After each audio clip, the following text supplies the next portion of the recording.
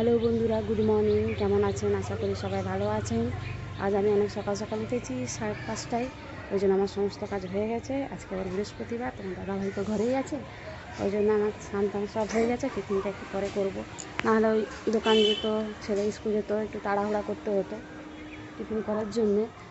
আজকে দেরি করে হয় তো, ছেলেও ঘুম থেকে উঠে চলে এসছে ছাদে। মা কোথায়? হ্যাঁ, ছেলে বলছে আজকে আমার ছুটি। ওই জন্য আজকে সমস্ত কাজ তাড়াহুড়ো করে হয়ে গেছে। আবার আমার তো একটা ছোট দোকান আছে, সেটা আজকে দাদাভাই দেখছে। আজ নিজে দোকান যায়নি, কেন আজকে একটা নিমন্ত্রণ বাড়ি আছে তো, ওই যাবে খেতে।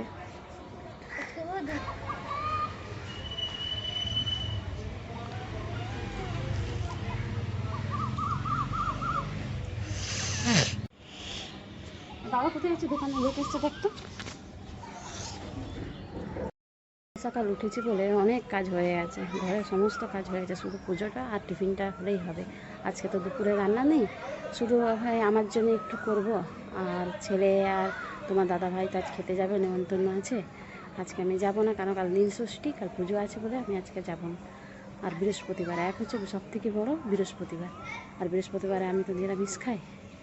আর এই যে কাপড় টাপড় মেলা হয়ে গেছে, এখন একটু গাছটায় জল দেবো, আর একটা আম শাখা পেড়ে নিয়ে নিচে নেমে যাব। এই গাছগুলোয় জল দেবো, আর একটা গাছের আম শাখা দেখি। আজ বৃহস্পতিবার ঘট বসাবো তো।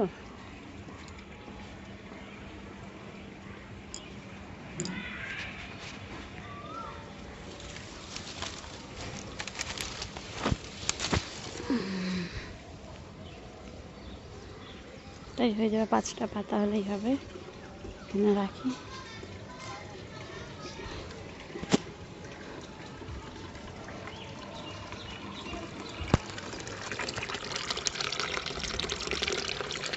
গাছে জল দিয়ে দিলেই হয়ে যাবে। গাছে জল দেওয়া হয়ে গেছে। আম শাখাটা নিয়ে যাই।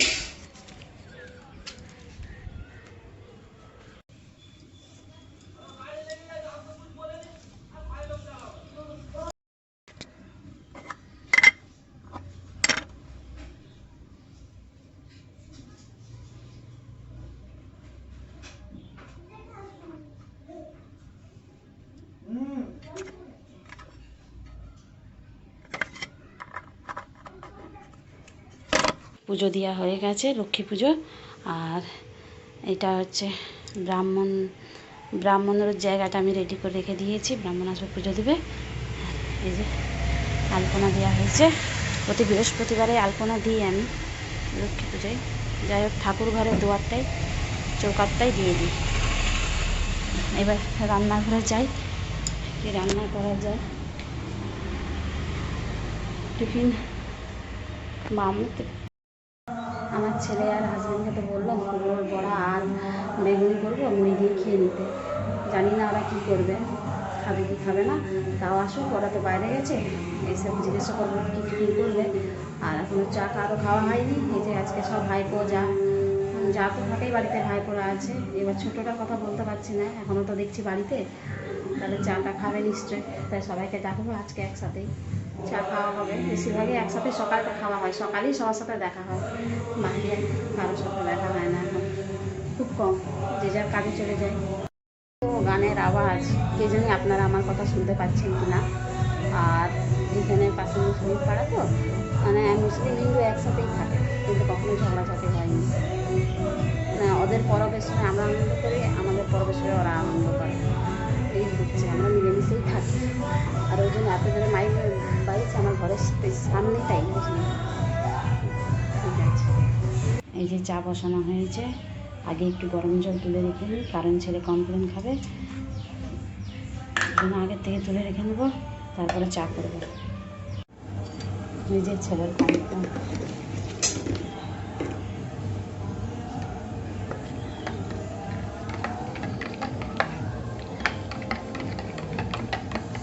এই বাদাম কেসার কমপ্লেনটা খেতে খুবই ভালো।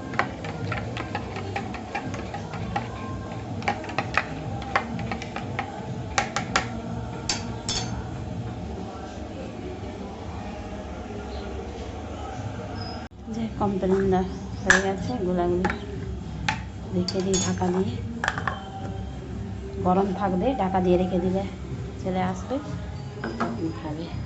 আর এদিকে চা হয়ে গেছে। ও দিদি এসো এসো, চা খাবে এসো। আর বাবাই আছে, বাবাইকে দেখে দাও। ওই যে দেখে দিলাম, চা খাবে সবাই। এই যে আমাদের বেগুনি ভাজা হচ্ছে, বেগুনি খাবে বলেছে। বেগুন আর এই যে কুমড়োর বড়া খাবে, পাতলা পাতলা কেটে রেখেছি। রসুন আজকে এটাই টিফিন করবে, মুড়ি দিয়ে খাবে। জানি না আওয়াজ শুনতে পাচ্ছেন কি না, কারণ পেছনে অনেক বললাম, আগেই বলেছি, অনেক মাইকের আওয়াজ। এই যে বেগুনি আর কুমড়োর বড়া দিয়ে মুড়ি খাবে। এই দুটো লঙ্কা যে বেসন দিয়ে দিয়ে ভাজবে।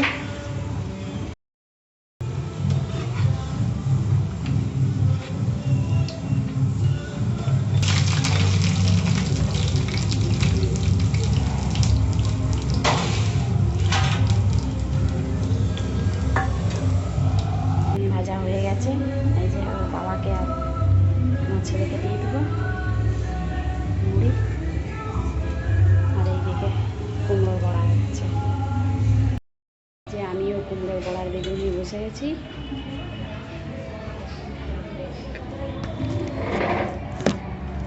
এই টিফিন করে একটু গল্প করছিলাম, তারপরে ভাবলাম আজকে তো রান্না বান্না ঝামেলা নেই, তাই একটু ইস্ত্রি আয়রন করে নিই।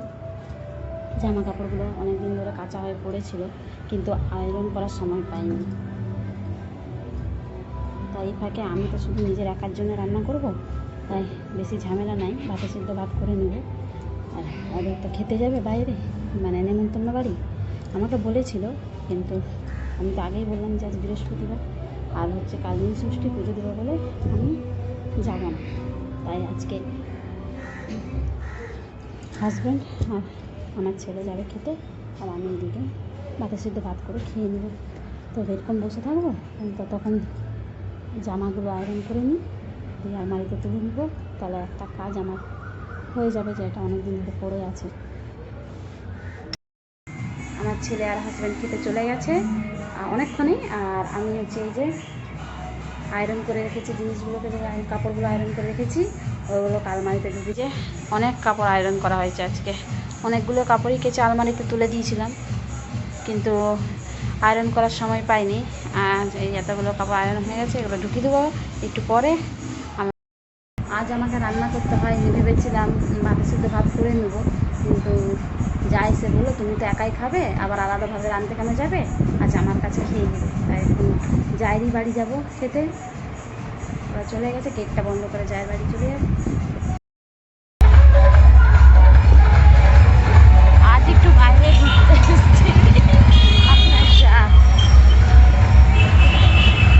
আজ ঈদে গোটা দোকান রাস্তাঘাট সব সেজেছে।